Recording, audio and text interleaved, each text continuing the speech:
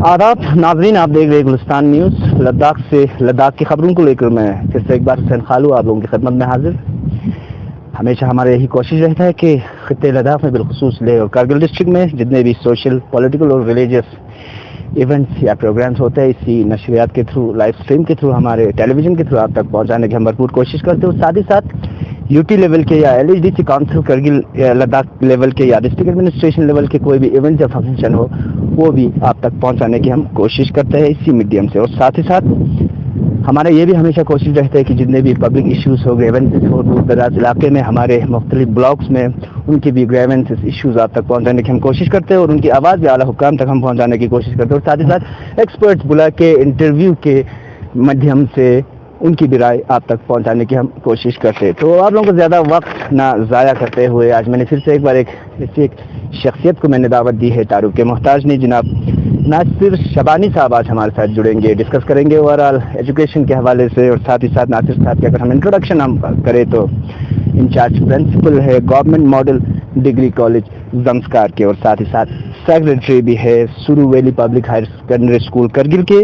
और उसके अलावा अगर हम इसकी सोशल कंट्रीब्यूशन की अगर हम बात करें, इंडिविजुअली अगर सोशल कंट्रीब्यूशन की अगर हम बात करें तो कोविड पेंडेमिक हो या इससे पहले भी जो वैक्सीनेशन के जो प्रोसेस चले थे, या उसके अलावा एजुकेशन में भी नासिर शबानी का इंडिविजुअली काफ़ी कंट्रीब्यूशन रहा है। तो बहुत बहुत शुक्रिया सर हमारे साथ जुड़ने के लिए, हमारे अपने इस कम टाइम में हमें टाइम निकाल के हमारे आने के लिए बहुत बहुत शुक्रिया सर। शुक्रिया खालू साहब। तो शुरुआत ही हम करते हैं सर कोविड-19 पेंडेमिक के हवाले से।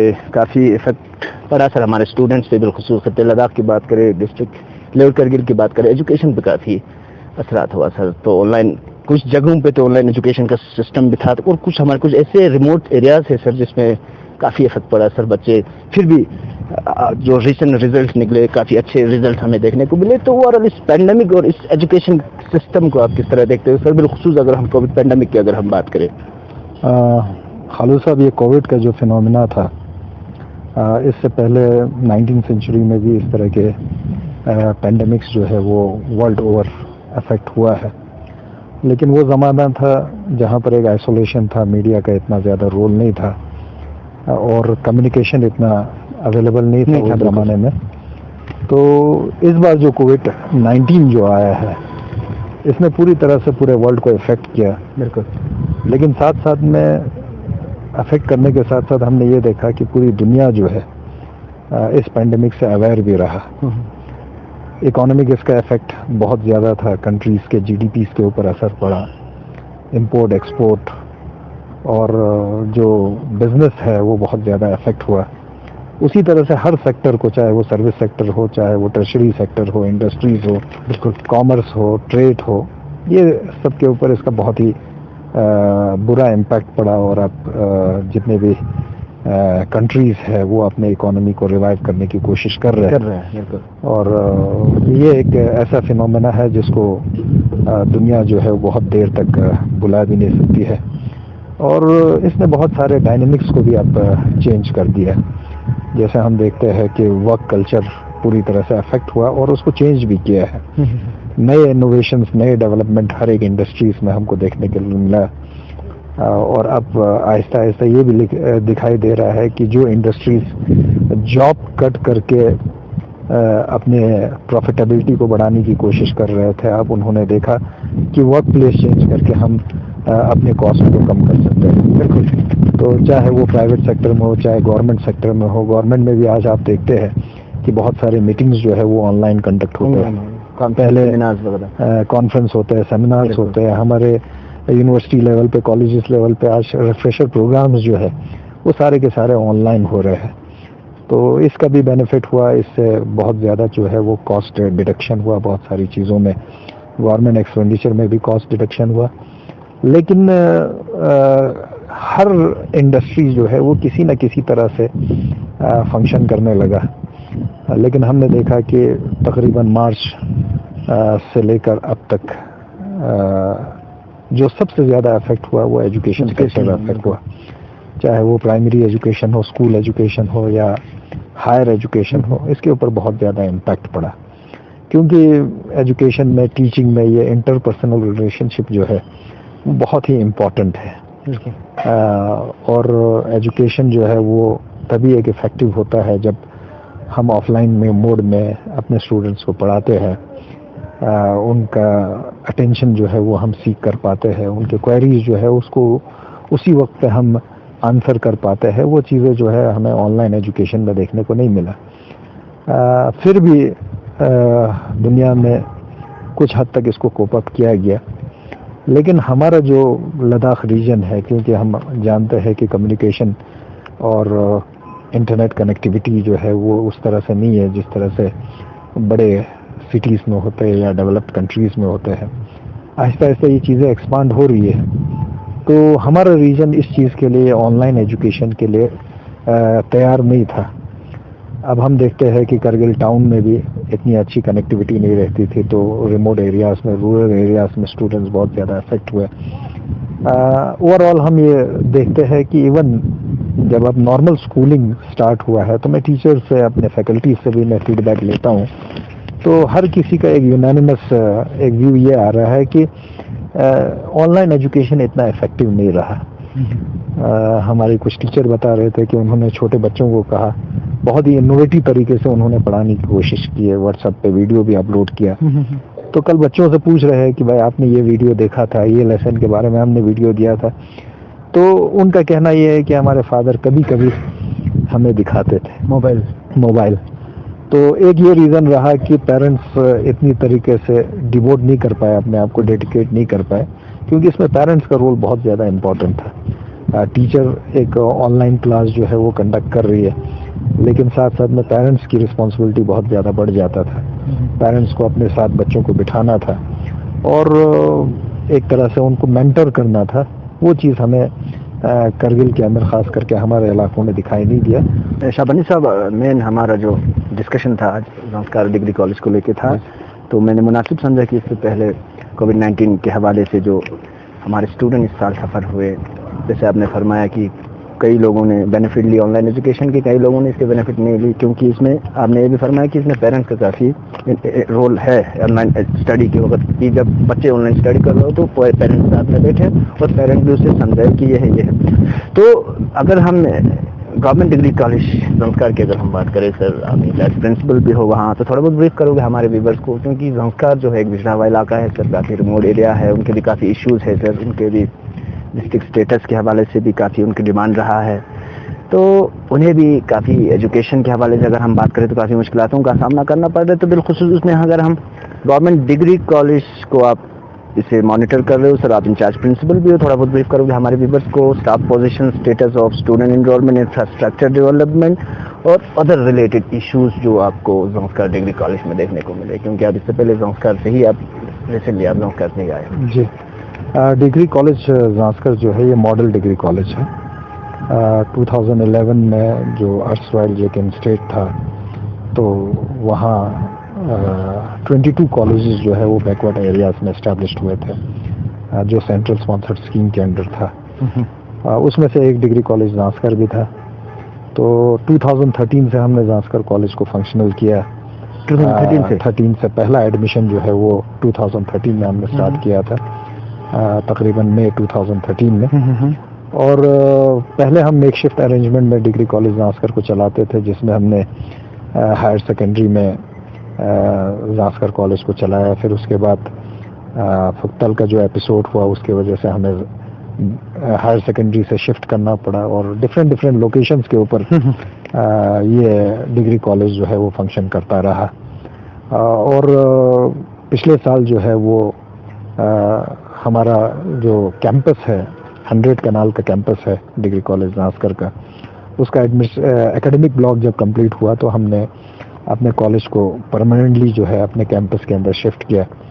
तो पिछला साल बहुत ही डेप्यूट किया गवर्नमेंट ने। शाबानी साहब, अगर हम ले करगिल ज़ंस्कार की अगर हम बात करें तो एक ट्रेंड सा बना हुआ है, सच्चा है, आप ले में भी देख सकते हो, करगिल में भी है, ज़ंस्कार में, कि हमारे बच्चे जम्मू, दिल्ली, श्रीनगर वगैरह जाते हैं पढ़ने। तो ज़ंस्कार का क्या पोजीशन है, और साथ ही साथ अगर हम लोकल की अगर हम बात करें या लोकल लीडर की बात करें, आम सिटीजन्स की अगर हम बात करें, तो कितना उनका कंट्रीब्यूशन है सर? क्योंकि आपने पहले भी फरमाया कि इससे कॉलेजेस है और हमारे यहाँ एक ट्रेंड बन चुके हैं, हमारे यहाँ स्कूल्स भी अच्छे हैं सर। अब तो माशाल्लाह गवर्नमेंट स्कूल्स हो, प्राइवेट स्कूल्स हो, कॉलेजेस हो, फिर भी एक ट्रेंड तो हमारा बरकरार है सर कि जाके दिल्ली, जम्मू, चंडीगढ़ श्रीनगर वगैरह पड़े, तो इस हवाले से आप किस तरह देखते हैं ज़ोंस्कार? जी, जहाँ तक कि हमारा करगिल और लेह है उसमें माइग्रेशन काफ़ी है, लेकिन मैं समझता हूँ कि एक डिवीज़न के हिसाब से सबसे ज़्यादा माइग्रेशन हमें ज़ांस्कर में दिखाई देता है।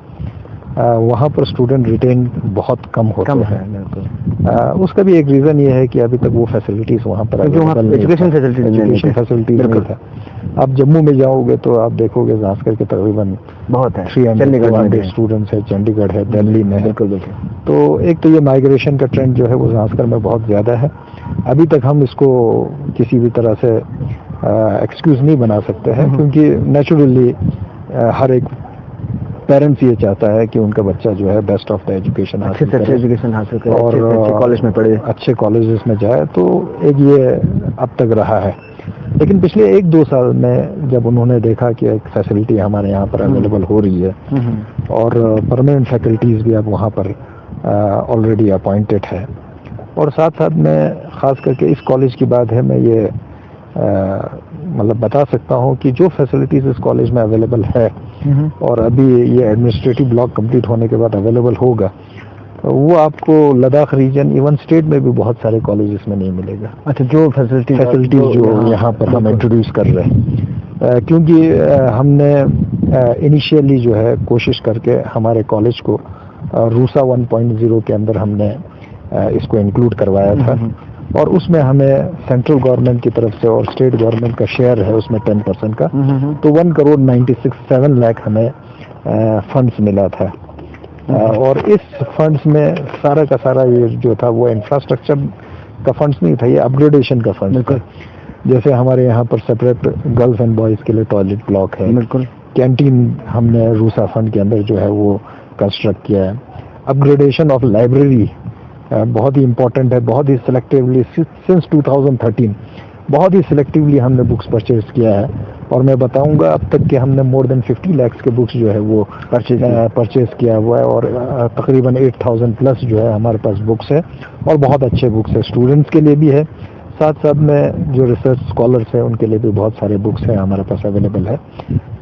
शाबानी साहब, अगर इनरोलमेंट की अगर हम बात करें तो प्रेजेंट क्या ये रही होगी जेडीसी ज़ांस्कर के, और साथ ही साथ मैंने आपको पहले भी बता दी कि लोकल लीडर्स और आम नागरिक का और इवन स्टूडेंट्स का क्या सपोर्ट रहा सर? अभी हमारे पास टोटल 57 स्टूडेंट्स थे, उसमें से अभी रिसेंटली एक रिजल्ट डिक्लेयर हुआ 6th सेमेस्टर का, जिसमें से 9 स्टूडेंट्स जो है वो पास हो गए, उन्होंने अपना ग्रेजुएशन कंप्लीट कर लिया। तो एट प्रेजेंट अभी इस साल के एडमिशन के बगैर हमारे पास 48 स्टूडेंट्स हैं डिफरेंट सेमेस्टर्स में, और इस साल हमारा एक्सपेक्टेशन बहुत हाई है, क्योंकि तकरीबन 59 स्टूडेंट्स ने पदम हायर सेकेंडरी से एग्ज़ाम अपीयर किया है 10+2 में, और अच्छा रिजल्ट है। तो हम सोचते हैं कि 54 स्टूडेंट्स इस साल जो है वो साइंस, मेडिकल हो, नॉन मेडिकल हो, और आर्ट्स स्ट्रीम में एडमिशन लेंगे। तो मैं एक्सपेक्ट करता हूँ कि इस साल हमारा एनरोलमेंट जो है वो 100 तक टच हो जाएगा। और इम्पॉर्टेंट ये है कि ट्रांसपोर्ट फैसिलिटी उनके पास अवेलेबल है, अभी है। और मैं ये समझता हूँ कि जिस बच्चे ने 10+2 ज़ांस्कर हायर सेकेंडरी से किया है उसको अब माइग्रेशन की ज़रूरत नहीं है। जहाँ तक कि वहाँ के सिटीजन्स है या Zanskar as a place of posting, ख़ास करके हमारे करगिल के लोग बहुत ज़्यादा घबराते हैं ज़ांस्कर में पोस्टिंग होने से, लेकिन मैंने देखा कि काफ़ी खूबसूरत जगह है, वहाँ के लोग बहुत ही कोऑपरेटिव है, बहुत ही सबमिसिव है।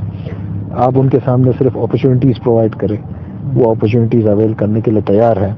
वहाँ की जो पॉलिटिकल लीडरशिप है, चाहे वो मतलब सिंस 2013 मैंने वेरियस एग्जीक्यूटिव काउंसलर्स देखे, बहुत सारे काउंसलर्स देखे ज़ांस्कर के, लेकिन हर कोई जो है बहुत ही कोऑपरेटिव है, बहुत ही सपोर्ट करते हैं, और एवरी नाउ एंड देन जो है वो रिव्यू करते रहते हैं, पूछते हैं आपको किसी चीज़ की ज़रूरत है, क्या करना है, हमें क्या करना है। तो इस तरह से जो है वो एक अच्छा एक एनवायरनमेंट हमें वहाँ पर मिलता है। तो शाबानी साहब, इन फ्यूचर प्रोग्राम एक्सचेंज की अगर हम बात करें, जैसे लेह से बुलाना या कारगिल से वहाँ ज़ांस्कर को फिर कारगिल फिर लेह, ऐसे कुछ आइडियाज़ या प्लानिंग वगैरह आपने बनाया कि नहीं किया, जिससे और एक्सपोजर मिले हमारे बच्चों को? एक चीज़ हमने, ये शायद फॉर द फर्स्ट टाइम किसी कॉलेज में होगा, मैंने हायर एजुकेशन डिपार्टमेंट में सेक्रेटरी साहब से भी बात किया प्रोग्राम, और हमारे जो वीसी है यूनिवर्सिटी ऑफ लद्दाख के, एक ये है कि हम इस कॉलेज को जो है वो स्पेसिफिक टू द स्टूडेंट्स नहीं रखना चाहते हैं। जैसे इस कॉलेज में लाइब्रेरी है, वो बहुत ही एक्सटेंसिव लाइब्रेरी होगी, तो that library will be open for public also. अच्छा अच्छा, आप मेंबरशिप में जो है वो कॉलेज की लाइब्रेरी को यूज कर सकते हैं। बिल्कुल। स्कॉलर्स जो है, रिसर्चर्स जो बाहर से आएंगे वो भी वहाँ बैठ वो भी वहाँ पर आ सकते हैं, हम सारी फैसिलिटीज उनको प्रोवाइड करेंगे। सेकेंडली जो है, जो हम स्पोर्ट्स या जिम्नाजियम वगैरह जो है इंट्रोड्यूस कर रहे हैं हमारे कॉलेज में, इसको भी हम ओपन रखेंगे फॉर द पब्लिक। तो ये एक मेजर एक प्लेस ऑफ अट्रैक्शन बनेगा for the general public also, बिल्कुल। और स्टूडेंट्स के लिए भी एक बहुत ही मेजर अट्रैक्शन होगा। बहुत बहुत शुक्रिया नासिर शबानी साहब, बहुत बहुत शुक्रिया, आपने अपना कीमती टाइम निकाल के हमारे को देने के लिए अपने शॉर्ट नोटिस में। तो दर्शकों अभी हमारे साथ जुड़े थे जनाब नासिर शबानी साहब, हमारे साथ जुड़े थे रहा है और डिस्कस कर रहे थे लास्ट ईयर कोविड पेंडेमिक के दौरान कितने इफेक्ट हमारे बच्चे हुए, स्पेशली अगर हम एजुकेशन के हवाले से हम बात करें, कितने असरात पड़े एजुकेशन सिस्टम पे, और डिस्कस कर रहे थे। और साथ ही साथ ज़ांस्कार डिग्री कॉलेज के हवाले से भी, चाहे एकेडमिक ब्लॉक हो, एडमिनिस्ट्रेटिव ब्लॉक हो, कैंटीन के हवाले से, और वेल इक्विप्ड जो लेबॉर्ट्रीज जो है इन्होंने तैयार की है ज़ांस्कार डिग्री कॉलेज में, और कॉलेज बस, जिम्नाजियम, और साथ ही साथ इससे पहले भी ज़ांस्कार के कुछ लोगों ने हमें रिक्वेस्ट की थी कि इग्नू के हवाले से एक बहुत ही ज़रूरत है इग्नू सेंटर की ज़ांस्कार में, उस हवाले से भी डिटेल डिस्कशन की। तो नाजरीन, देश और दुनिया की बाकी खबरों के लिए आप बने रहे गुलिस्तान न्यूज़ के साथ। इस समय मेरे साथ जुड़े हैं कैमरा लाइन पे मोहम्मद मूसा और मैं हुसैन खालू। इजाज़त दीजिए, खुदा हाफिज़, जुड़े